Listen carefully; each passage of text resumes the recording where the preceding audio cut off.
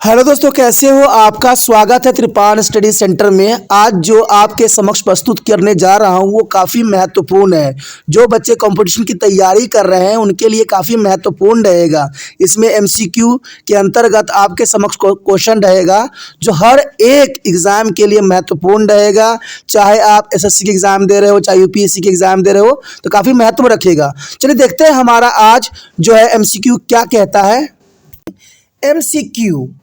MCQ जो है सांख्यिक प्रणाली के अंतर्गत चैप्टर है और यहाँ पर आपके लिए जो है त्रिपाण स्टडी सेंटर ने महत्वपूर्ण क्वेश्चनों की सीरीज लाया है जो आपके लिए मैथमेटिक्स में भी उपलब्ध है। और इसके अंतर्गत हमारा जो क्वेश्चन यहाँ पर आया है काफ़ी महत्वपूर्ण है। यहाँ पर हमारे समक्ष क्वेश्चन आ गया है, काफ़ी महत्वपूर्ण है, समझ वाली है। क्वेश्चन है, निम्नलिखित में से कौन सी अपरिमेय संख्या, देखिए संख्या क्लियर है, बात क्वेश्चन सही है, √23 है या बी √225 है या सी 0.3796 है या डी 7.478478 है। देखिए आपको यहाँ समझ लगानी है, आप लगाइए और अपने जो है नोटबुक पे इसका ऑप्शन नोट कीजिए। देखिए कौन सा आंसर आपका सही है, तो आपने सोच लिया होगा। चलिए हम भी आपको सोच के दिखाते हैं। देखिए निम्नलिखित में से कौन सी अपरिमेय संख्या है। देखिए परिमेय संख्या एक ऐसी संख्या होती है जो बार बार जो है इसके नंबर्स चेंज होते रहते हैं, यानी एक जैसे नंबर नहीं आता। जैसे डी ऑप्शन में देखिए आप 478 यानी रिपीटिंग नंबर है, इसका मतलब ये परिमेय संख्या हुआ। और अगला देखिए 0.376, तो ये खत्मा नंबर है, ख़त्म है, इसको आगे नहीं किया जा सका, तो इसकी मतलब कि ये भी परिमेय संख्या हुआ। अब देखिए बी जो है 225 किसका स्क्वायर होता है, 15 का होता है ना, तो समझ सकते हो कि इसका अंडर रूट से भी निकल गया बाहर, इसलिए परिमेय संख्या हुआ। अब बात रह गया ए का। जब 23 का आप जो है इसका वर्गमूल निकालिएगा तो इसका जो है अनंत होगी और जो है इसकी बार बार जो है चेंजेबल होगा। इसका मतलब हुआ कि √23 जो है अपरिमेय संख्या है। तो आपका ऑप्शन जो है ए सही है, आप ए ऑप्शन के साथ जा सकते हो। A23 जो है यहाँ पर सही आंसर रहेगा। देखा कितना समझदारी से जो है बोलते बोलते मैंने आपको समझा दिया। अब चलिए आगे देखते हैं क्या है क्वेश्चन। यहाँ पर आपके समक्ष जो है क्वेश्चन आ गया होगा। क्वेश्चन है, एक परिमेय और एक अपरिमेय संख्या का गुणनफल है। देखिए क्वेश्चन ये जो है एमसीक्यू टाइप है, इसलिए ऐसे क्वेश्चन आ रहे हैं और ये काफ़ी महत्वपूर्ण है हर एक कॉम्पिटिटिव एग्जाम के लिए। देखिए एक परिमेय और एक अपरिमेय संख्या गुणनफल किसके बराबर है। ए हमेशा एक पूर्णांक होती है, बी सदैव एक परिमेय संख्या है, सी सदैव एक अपरिमेय संख्या है, या डी कभी कभी तर्कसंगत और कभी कभी तर्कहीन। तो आप अपना ऑप्शन चुन सकते हो क्योंकि आपने एमसीक्यू करना है। और मुझे विश्वास है कि 2-3 बार इस क्वेश्चन वीडियो को देखिएगा ना तो 100% आपके सारे क्वेश्चन आपके दिमाग में बैठ जाएगा। तो आपने अपना आंसर चूज़ कर लिया होगा। चलिए अच्छी बात है, अपना आंसर चूज़ करना चाहिए सबसे पहली बात। देखिए यहाँ क्वेश्चन क्लियर है कि एक परिमेय और एक अपरिमेय संख्या गुणनफल किसके बराबर होता है। क्या वो हमेशा पूर्णांक होता है? नहीं, ऐसा तो होना संभव नहीं है कि हमेशा एक पूर्णांक हो। सदैव एक परिमेय संख्या आपने चुना है, तो आपका आंसर यहाँ पर गलत हुआ क्योंकि सदैव एक परिमेय संख्या होना संभव नहीं है। क्या आपने सदैव एक अपरिमेय संख्या चुन लिया? तो आपने ये भी जो है सही चुना क्योंकि यही आंसर सही है। यहाँ पर सी ऑप्शन सही है, सदैव एक अपरिमेय संख्या होती है। एक परिमेय एक अपरिमेय संख्या गुणनफल किसके बराबर होती है? सदैव एक अपरिमेय संख्या के बराबर होता है। तो काफ़ी महत्वपूर्ण है। चलिए देखते हैं अगला क्वेश्चन क्या है।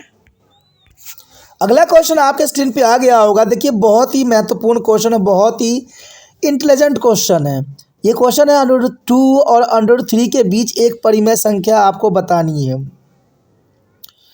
तो क्वेश्चन तो यहाँ क्लियर है कि √2 और √3 के बीच, तो आपने समझ लिया होगा, इजी है। देखिए मैं आपको थोड़ा हेल्प कर सकता हूँ कि देखिए √2 का वैल्यू जो होता है 1.41 होता है, ओके, और √3 का वैल्यू होता है 1.72। समझ में आया? अब यहाँ पर समझदारी की बात यह है कि 1.4 है और 1.7 है। अब इसके बीच हमें परिमेय संख्या वही चुनना है जो हमें ऑप्शन में दिया हुआ है। देखिए ऑप्शन में 1.9 क्या इन दोनों के बीच में आ रहा है? संभव ही नहीं है। क्या b √2 और √3/2 आ सकता है? संभव ही नहीं है। और देखिए d 1.8 8 भी नहीं आ रहा क्योंकि 7 से ऊपर तो जा ही नहीं रहा। और 14 नीचे सबसे लोअर नंबर 14 है 1.4 और 1.7। इसका मतलब क्या हुआ दोस्तों? सी आंसर करेक्ट है क्योंकि 14 और 17 के बीच में जो है 15 है। तो इसका मतलब जो हुआ √2 और √3 के बीच में एक परिमेय संख्या जो है 1.5। जब एग्ज़ाम में क्वेश्चन आता है ना तो आपको उस समय ऑप्शन को साथ में लेके चलना होता है। अगर आप ऑप्शन को छोड़ देते हो तो वही गलत हो जाता है। अब हमारे यहाँ पर ऑप्शन हमने पता लगा लिया कि भाई इसका वैल्यू 1.41 होता वो 41 होता है, दूसरा का तो 1.72 होता है। तो इसके बीच में जो है 14 और 17 के बीच में हमें एक जो है ढूंढना था परिमेय संख्या। तो इसमें यहाँ पर ऑप्शन में सिर्फ 1.5 ही जो है इसके बराबर आ रहा है, इसलिए हमने इसको सी को सही माना। तो ऐसे ही आपको दिमाग लगाना है। चलिए देखते हैं अगला क्वेश्चन क्या है।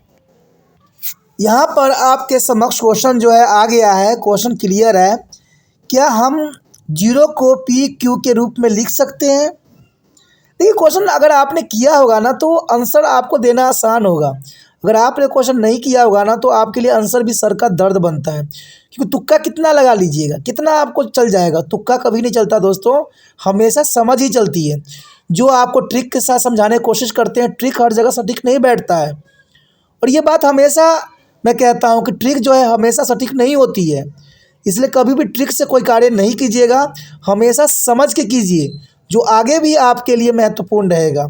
और यहाँ क्वेश्चन क्लियर है। क्या हम 0 को पी और क्यू के रूप में लिख सकते हैं? ए ऑप्शन हाँ है, बी है नहीं, सी है समझाया नहीं जा सकता, डी है इनमें से कोई भी नहीं हो सकता। अब देखिए जिन बच्चों को समझ होगी, जिनको नॉलेज होगी, वो आंसर फटाक से लिख भी लिए होंगे और कई बच्चे ने लिख लिया होगा।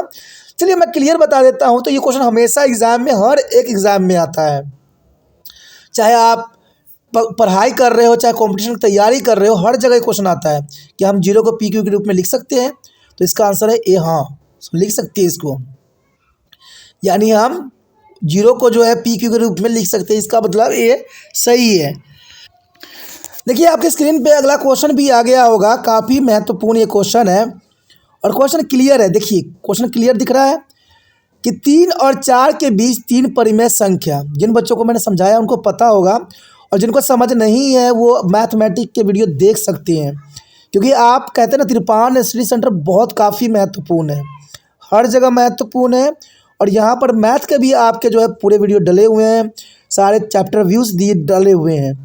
तो आप लोग देखोगे समझोगे तभी समझ में आएगा ना। और ये क्वेश्चन भी तो क्लियर है। देखिए 3 और 4 के बीच 3 परिमेय संख्या ज्ञात करना है। चलिए आप लोग भी कीजिए, मैं भी करता हूँ।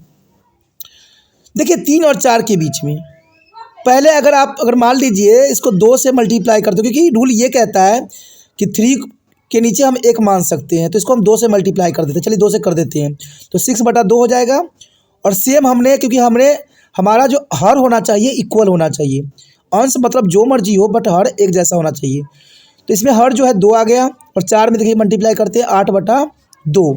तो देखिए 6 और 8 बना, तो 6 और 8 के बीच में एक 7 होता है सिर्फ। तो इसका मतलब जो है ये गलत है। तो इसका मतलब ए ऑप्शन जो है एलिमिनेट हो गया। अब 7 तो बहुत बड़ी है। अब देखिए यहाँ पर 2 ऑप्शन एक जैसे दिए हुए हैं, एक तो बी और डी जो है एक जैसे ही लग रहे हैं, देख सकते हो आप। 11, 12, 13 नीचे 4 है, और इधर भी जो है 13, 14, 15 दिया हुआ है, लेकिन नीचे 4 है। एग्जामिनर इसी में कन्फ्यूज़ करता है बच्चों को।